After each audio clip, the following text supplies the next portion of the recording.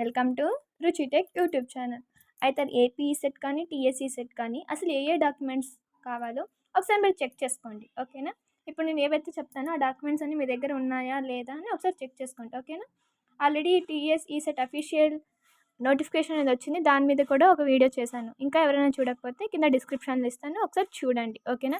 ఎప్పటి నుంచి registration start అవుతుంది, అసలు ఎప్పుడు సీట్ అలాట్మెంట్, అదంతా కంప్లీట్గా ఎక్స్ప్లెయిన్ చేస్తాను. ఇంకా ఎవరైనా చూడకపోతే ఒకసారి చూడండి. ఓకేనా? So let's get in to our video. ఇక్కడ ఒకసారి చూడండి, TS ECET 2025 counselling checklist అనమాట. ఇక్కడ ఏంటి అంటే మనకి ఏదైతే మ్యాండేటరీగా ఈ కౌన్సిలింగ్కి కావాలో వాళ్ళకు ఏమేమి డాక్యుమెంట్స్ ఉండాలి అని ఇక్కడ క్లియర్గా ఉన్నాయన్నమాట. ఓకేనా?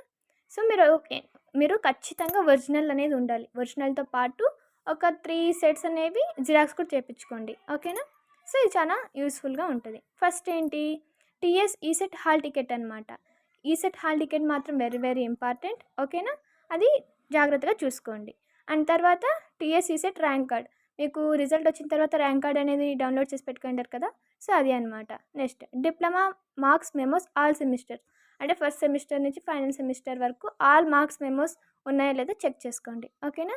Next provisional certificate or diploma certificate, ఈ రెండిట్లో ఏదున్నా ఓకే, సరేనా? ఎగ్జాక్ట్గా డిప్లొమా సర్టిఫికేటే ఉండాలని లేదు, ఆర్ ప్రొవిజనల్ సర్టిఫికేట్ ఉండాలని లేదు. ప్రొవిజనల్ మీన్స్ టెంపరీగా ఇస్తారు. ఓకేనా? అండ్ తర్వాత ఎస్ఎస్సి 10th క్లాస్ మార్క్స్ మేము ఒరిజినల్గా ఉండాలి. ఇవన్నీ నేను చెప్పేటివన్నీ ఒరిజినల్ గ్యారంటీగా ఉండాలి. అండ్ అలా దాంతోపాటు 3 సెట్స్ ఆర్ 2 సెట్స్ మీరు జిరాక్స్ చేయించుకొని అన్ని సెట్స్ పెట్టుకోండి. ఓకేనా? అండ్ తర్వాత స్టడీ సర్టిఫికేట్స్ అనమాట.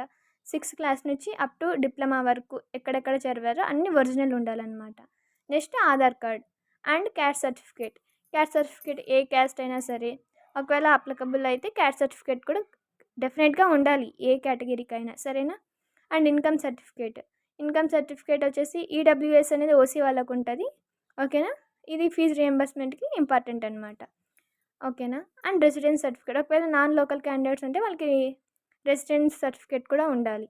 Next passport size photos 5 to 6. ఇవి ఒకసారి చూసుకోండి, మీ దగ్గర ఇవన్నీ ఉన్నాయో లేదో ఒకసారి చెక్ చేసుకోండి. ఒకవేళ లేకపోతే అవి తీసుకోవడానికి ట్రై చేయండి, ఎందుకంటే డేట్స్ కూడా రిలీజ్ అయ్యాయి కదా. సో మీరు ఎంత త్వరగా ఈ డాక్యుమెంట్స్ అన్ని రెడీ చేసి పెట్టుకుంటే మీకు అంత యూజ్ అవుతుంది, ఏం టెన్షన్ ఉండదు. మీరు వెబ్ ఆప్షన్స్ మీద, ఫర్దర్ ప్రాసెస్ మీద ఫోకస్ చేయగలుగుతారు.